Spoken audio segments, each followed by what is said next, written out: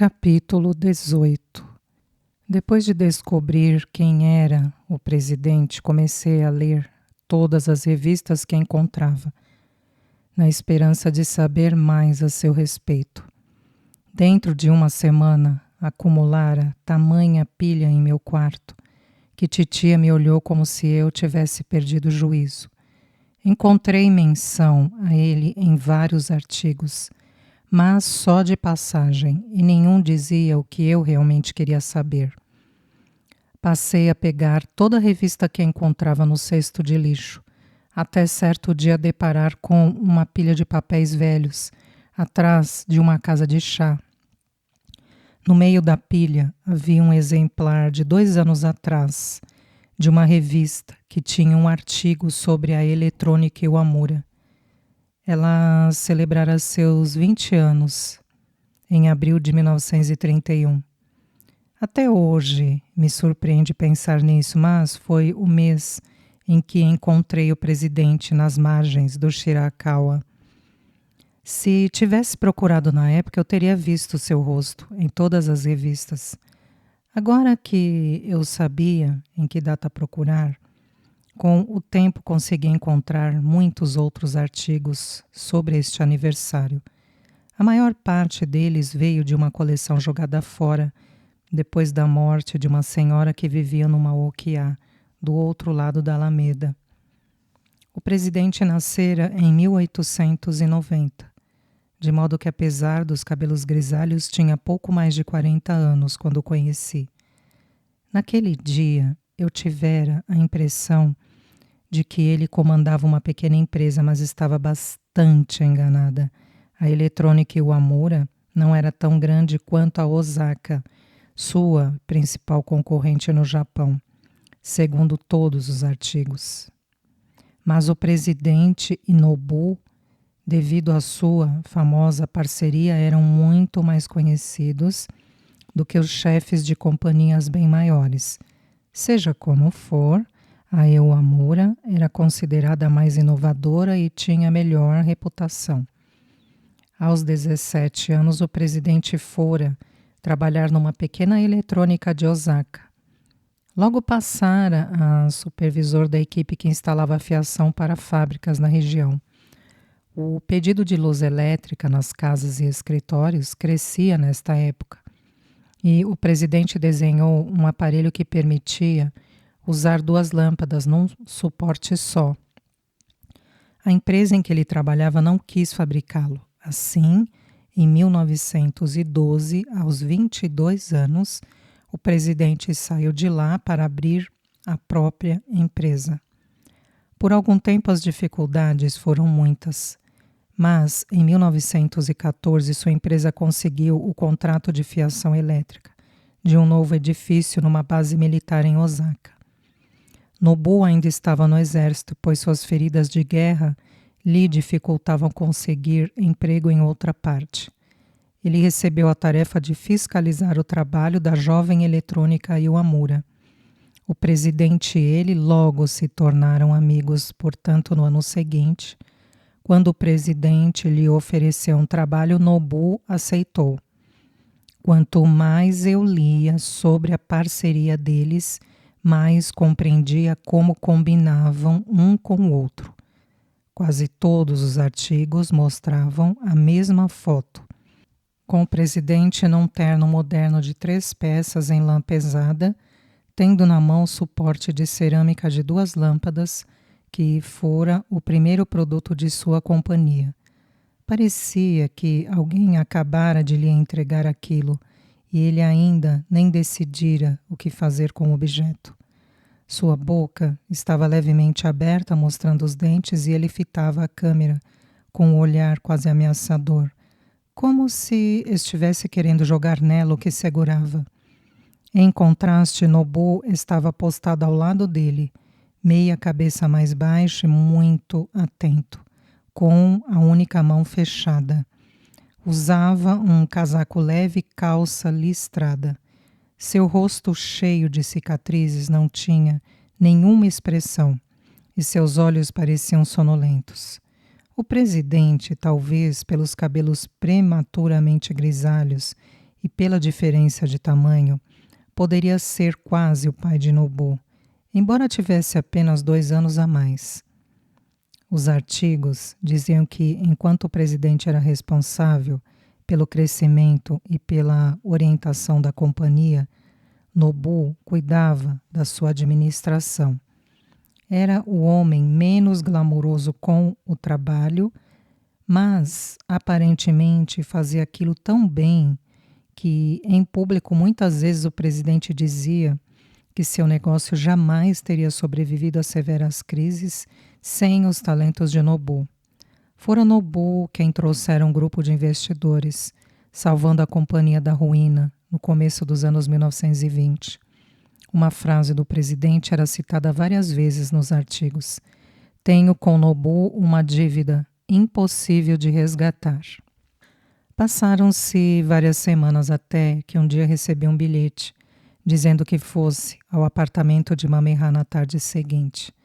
A esta altura eu estava acostumada aos caríssimos conjuntos de kimono que a criada dela estendia para mim.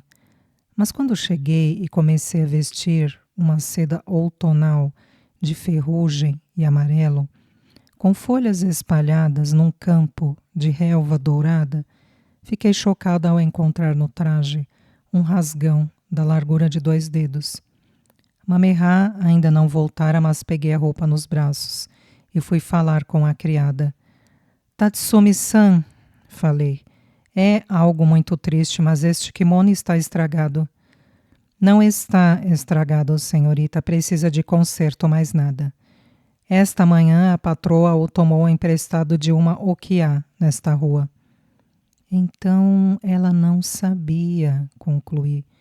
E com minha fama de estragar kimonos, na certa ela vai pensar...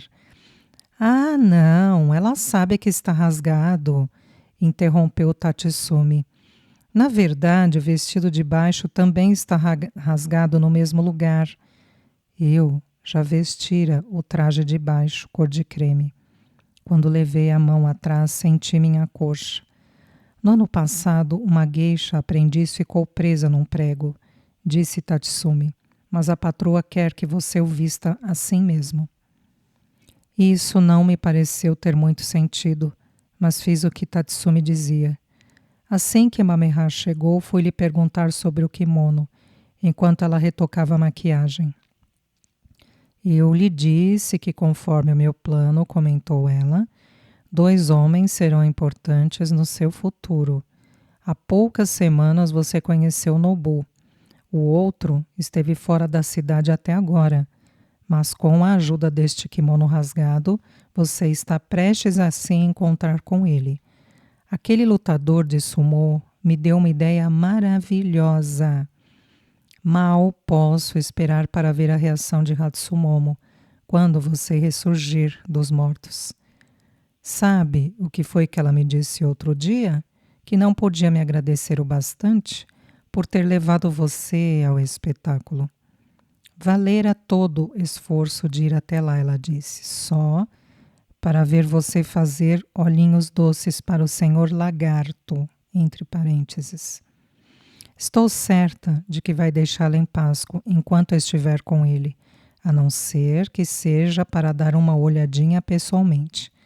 Na verdade, quanto mais você falar em Nobu perto dela, melhor, embora você não deva lhe dizer uma palavra sobre o homem que vai conhecer esta tarde."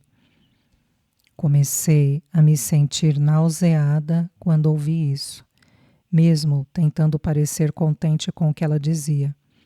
Porque, veja bem, um homem nunca terá uma relação com uma geisha que foi amante de um amigo dele. Certa tarde, numa casa de banhos, poucos meses antes, eu escutara uma jovem tentando consolar outra geisha, que acabava de descobrir que seu Dana seria parceiro de negócios do homem com quem ela sonhava. Nunca me ocorrera que isso também poderia acontecer comigo. "Senhora, posso lhe fazer uma pergunta? É parte de seu plano que um dia Nobu-san se torne meu Dana?" Mameha respondeu baixando seu pincel de maquiagem e me encarando no espelho com o olhar que honestamente teria feito parar um trem. Nobu-san é um excelente homem. Está sugerindo que você teria vergonha de tê-lo como Dana? Não, senhora, não falei isso. Eu só estava imaginando. Muito bem. Então tenho duas coisas a lhe dizer. Primeiro, você é uma menina de 14 anos sem nenhuma reputação. Terá muita sorte se um dia se tornar uma geisha com status suficiente para que um homem como Nobu pense em ser seu Dana. Segundo, Nobu-san nunca encontrou uma geisha de que gostasse a ponto de tomá-la como amante. Se você for a primeira, espero que fique muito lisonjeada. Fiquei tão vermelha e com o rosto tão quente que pensei que ia pegar fogo. Mameha estava certa. O que quer que me acontecesse nos anos seguintes, eu teria sorte de atrair o interesse de um homem como Nobu. Se ele estivesse fora do meu alcance, o presidente seria ainda mais inatingível. Depois que o reencontrara naquela apresentação de sumô, eu começara a pensar nas possibilidades que a vida me apresentava. Mas agora, depois das palavras de Mameha, me senti vagando num mar de tristeza. Vesti-me depressa e Mameha me levou até a Okiá, onde vivera até 6 anos antes, quando ganhara sua independência. Na porta ela foi saudada por uma criada idosa que estalou os lábios e balançou a cabeça. Telefonamos para o hospital há pouco, disse a criada. O doutor vai para casa às 4 horas hoje. São quase 3:30. Antes de ir, vamos telefonar para ele, Kazuko-san, respondeu Mameha. Estou certa de que vai esperar por mim. Tomara. Seria terrível deixar a pobre moça sangrando. Quem está sangrando? Perguntei alarmada. Mas a criada apenas me olhou com um suspiro e nos levou pelas escadas a um pequeno saguão apinhado no segundo andar.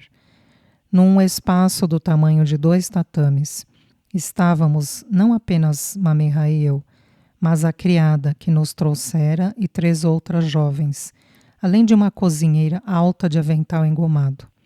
Todas me encararam desconfiadas, exceto a cozinheira que pendurou uma toalha no ombro e começou a afiar uma faca como as usadas para cortar cabeças de peixe. Senti-me como um pedaço de atum que o homem do armazém acabava de entregar, porque entendi que era eu quem ia sangrar. Mameha-san. Sayuri, eu sei o que você vai dizer, falou ela. O que era interessante porque eu não tinha ideia do que diria. Antes de eu me tornar sua irmã mais velha, você não prometeu fazer exatamente tudo o que eu dissesse? Se eu soubesse que isso incluiria tirarem meu fígado... Ninguém vai tirar seu fígado, disse a cozinheira num tom que deveria me ajudar a me sentir melhor, mas não ajudou. Sayuri, vamos dar um cortezinho na sua pele, disse Mameha. Só pouca coisa, de modo que possa ir ao hospital conhecer um certo médico. Sabe o homem que eu lhe mencionei? Pois é médico. Não posso simplesmente fingir que estou com dor de barriga? Eu disse muito séria, mas todo mundo pareceu achar uma boa piada, pois riram, até mesmo Mameha. Sayuri, todas só pensamos no seu bem, garantiu. Só precisamos fazer você sangrar um pouquinho o suficiente para que o doutor queira ver você. Num momento, a cozinheira terminou de afiar a faca e se pôs diante de mim, calma, como se fosse me ajudar com a maquiagem, exceto pelo fato de que segurava uma faca. Kazuko, a criada idosa que nos recebera, puxou minha gola para os lados com as 2 mãos. Comecei a sentir pânico, mas felizmente Mameha interveio.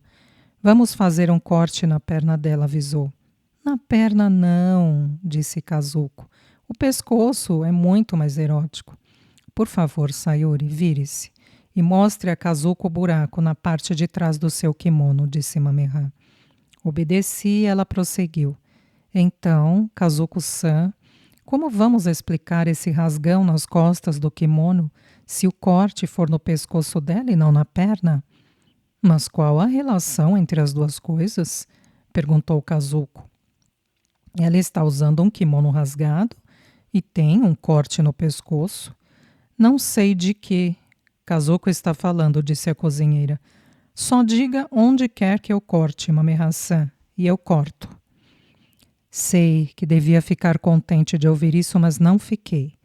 Mameha mandou uma das jovens criadas pegar um bastão de pigmento vermelho, do tipo usado para pintar os lábios, e o enfiou no buraco de meu kimono, esfregando rapidamente para fazer uma marca na parte de trás de minha coxa. Você tem de cortar bem ali, disse Mameha. Abri a boca, mas antes que eu pudesse falar, Mameha me pediu. Deite-se e fique quieta, Sayuri. Se você nos atrasar mais um pouco, vou ficar muito zangada. Eu estaria mentindo se dissesse que queria obedecer, mas não tive escolha. Deitei-me no lençol sobre o chão de madeira e fechei os olhos, enquanto Mameha levantava minha roupa e me expunha quase até o quadril. Se o corte tiver de ser mais fundo, você pode cortar de novo, disse Mameha. Comece com o mais superficial que puder. Mordi o lábio quando senti a ponta da faca. Receei ter soltado um gritinho, embora não tenha certeza. Seja como for, senti uma pressão e Mameha disse. Não tão superficial, você mal cortou a primeira camada de pele. Parecem lábios, disse Kazuko, a cozinheira. Você marcou uma linha bem no meio da mancha vermelha e parece um par de lábios. O doutor vai dar risadas. Mameha concordou.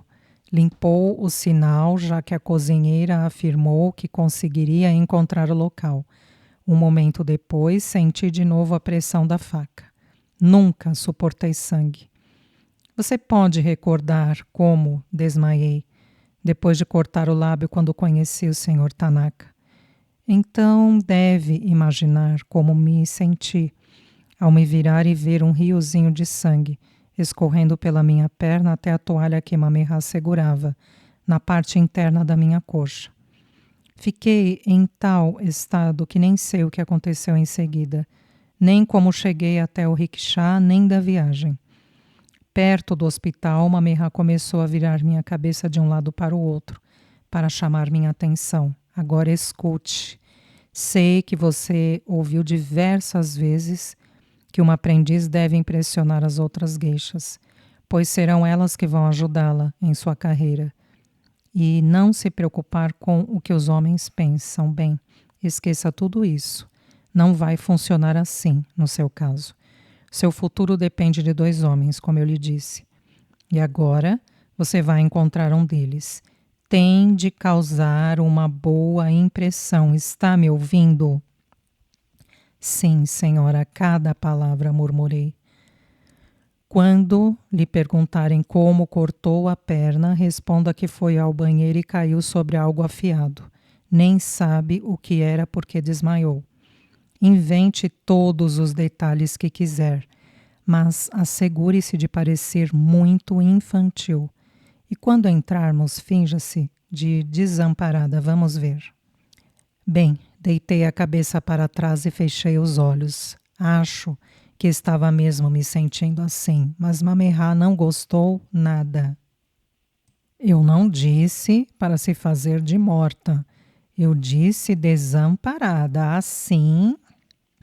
Mameha assumiu um ar vago, como se não soubesse nem onde fixar os olhos, com a mão na face, como se sentisse fraca.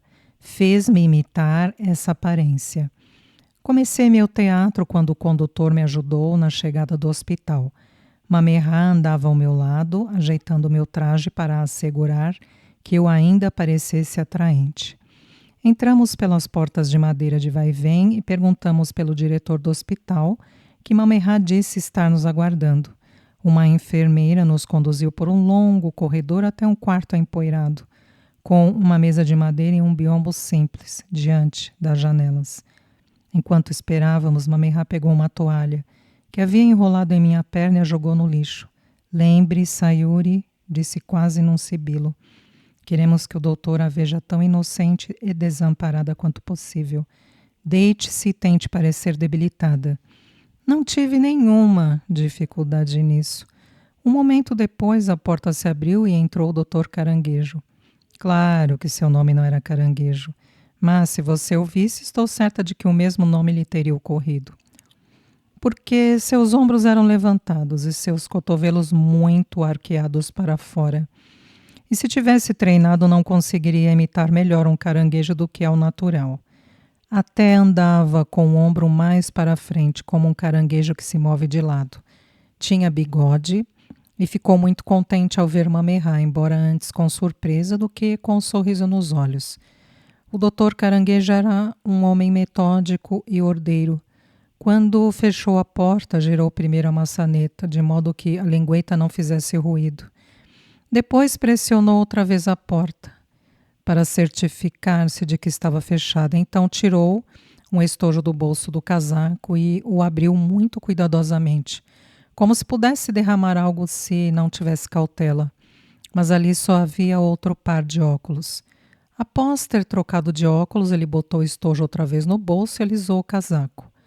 Por fim, olhou para mim e deu um pequeno aceno brusco de cabeça ao que Mamerra disse.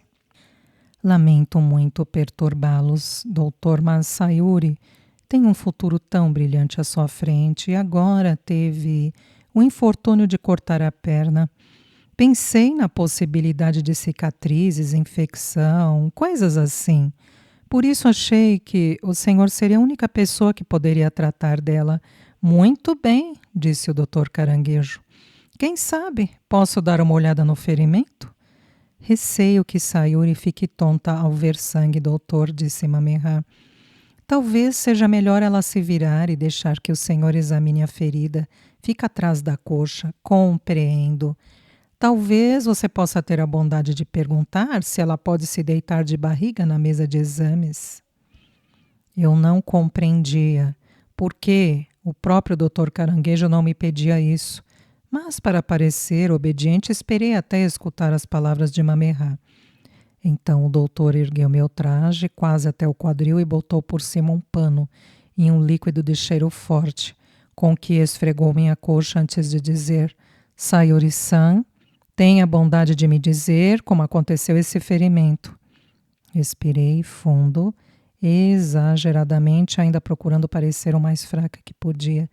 Bem, fico meio constrangida, eu disse. Mas a verdade é que eu andei tomando muito chá esta tarde. Sayuri acaba de começar seu aprendizado, disse Mamerra. Eu a estava apresentando em Guion. Naturalmente, todo mundo quis convidá-la para um chá. Sim, posso imaginar, disse o doutor. Seja como for, prossegui, de repente senti que eu precisava, bem, o senhor sabe. Beber quantidades excessivas de chá pode levar a uma premente necessidade de aliviar a bexiga, concluiu o médico. Ah, obrigada. Na verdade, bem, premente necessidade é pouco, porque cheguei a temer que tudo começasse a ficar amarelo ao meu redor, se entende o que quero dizer. Conte apenas ao doutor o que aconteceu, Sayuri, disse Mamerra. Desculpe, só quero dizer que precisei muito usar o banheiro, tanto que quando enfim cheguei lá, bem, eu estava lutando com o meu kimono e devo ter perdido o equilíbrio. Quando caí, minha perna bateu em alguma coisa afiada, não sei o que foi, acho que desmaiei. Estranho que não tenha esvaziado a bexiga ao perder a consciência, comentou o homem.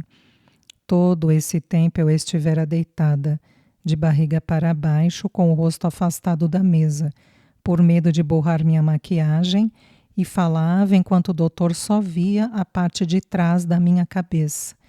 Mas quando o doutor Caranguejo fez esse último comentário, olhei sobre o ombro para Mamerra do melhor jeito que pude. Por sorte, ela raciocinava mais depressa que eu, porque emendou. Sayuri está dizendo que perdeu o equilíbrio quando tentava se pôr de pé de novo. depois de estar agachada. Entendo, disse o médico. O corte foi feito por um objeto muito afiado. Talvez tenha caído sobre um vidro quebrado ou um pedaço de metal. Muito afiado, sim, confirmei. Afiado como uma faca. O doutor Caranguejo não disse mais nada, mas lavou o corte como se quisesse ver quanto doía. Depois usou mais daquele líquido de cheiro forte para remover o sangue que secara na minha perna.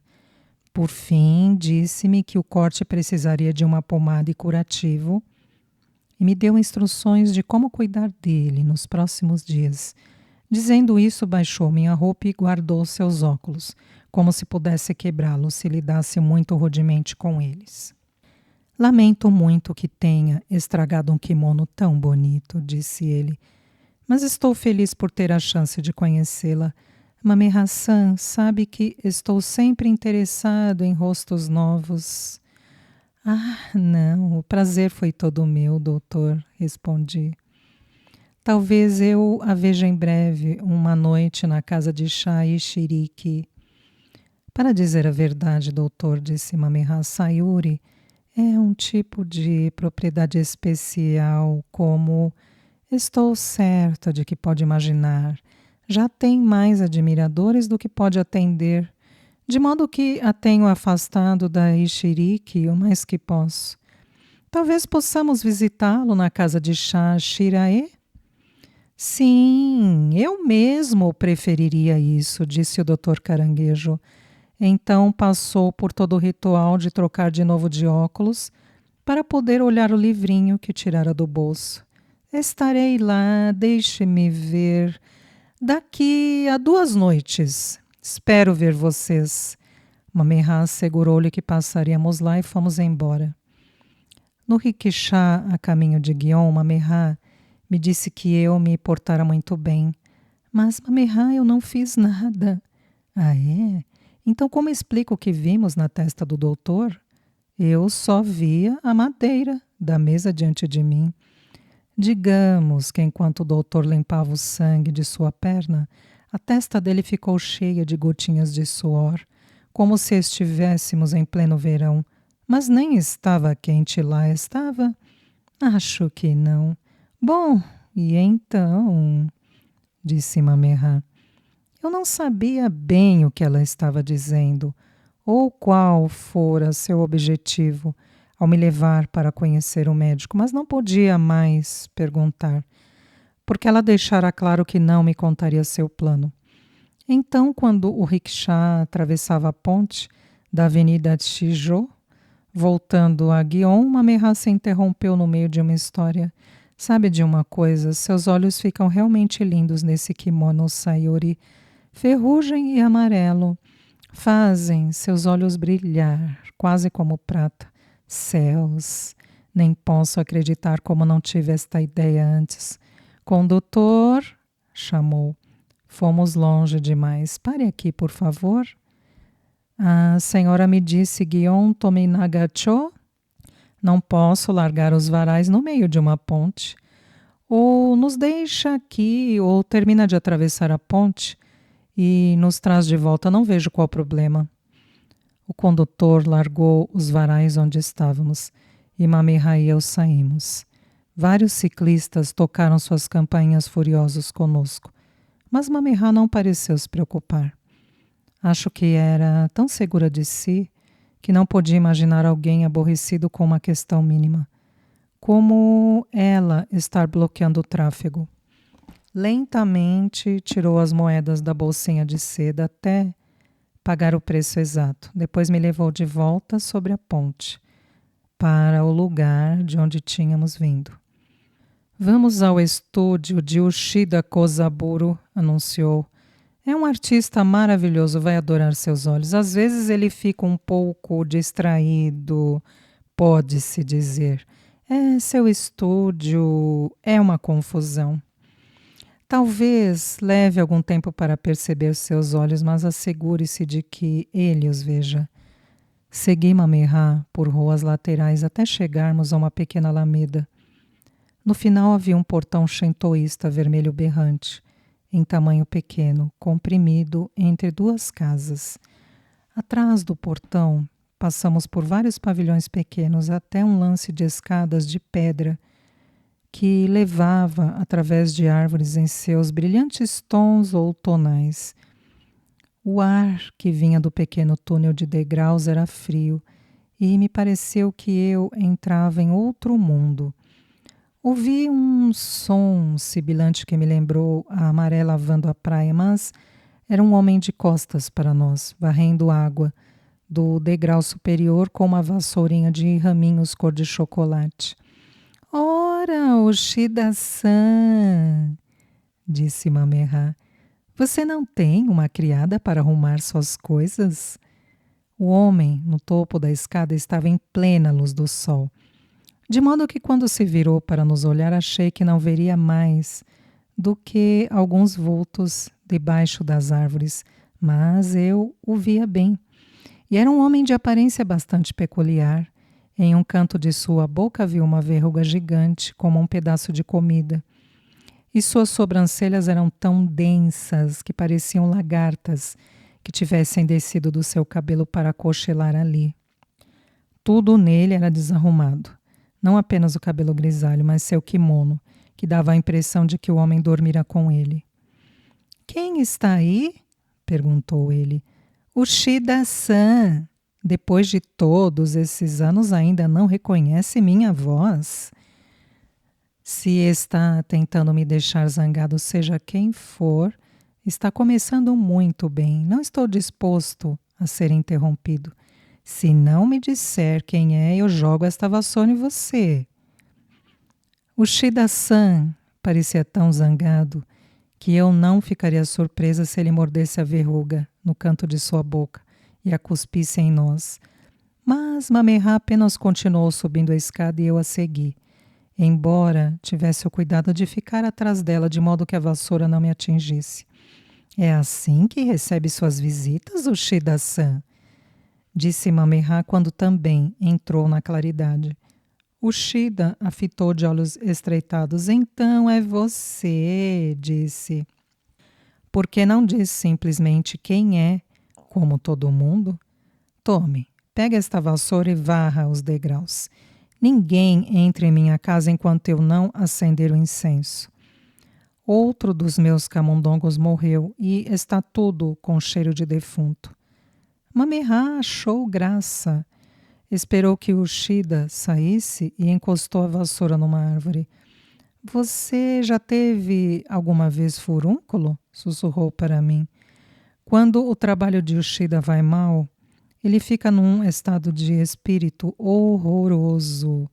Então é preciso abri-lo, como com um furúnculo, para ele se acalmar de novo. Se ele não tiver um motivo para se zangar, começa a beber e só piora. Ele tem camundongos como bichos de estimação? Perguntei. Disse que tinha morrido mais um dos seus camundongos. Céus, não! Ele larga por aí seus bastões de tinta. E os camundongos vêm comer tudo e morrem envenenados. Eu lhe dei uma caixa para botar as tintas, mas ele não a usa. Nesse momento, a porta de Ushida se abriu parcialmente, pois ele a empurrou e voltou direto para dentro. Mamerra e eu tiramos os sapatos. O interior era um único aposento grande, no estilo de uma casa de fazenda. Pude ver incenso queimando num canto afastado, mas não adiantara nada, porque o cheiro de rato morto me golpeou como se alguém enfiasse argila no meu nariz. O aposento era ainda mais desarrumado do que o de Hatsumomo em seus piores dias. Por toda parte havia longos pincéis, alguns quebrados ou ruídos e grandes tábuas de madeira, com desenhos inacabados em branco e preto. No meio de tudo ficava um futon desarrumado, com manchas de tinta nos lençóis. Imaginei que o Ushida devia estar também todo manchado de tinta. E quando me virei para descobrir, ele me disse, o que está olhando? Ushida-san, posso lhe apresentar minha mais nova irmã mais jovem, Sayuri, disse Mamerra. Ela veio comigo todo o caminho desde Guion, apenas pela honra de conhecê-lo.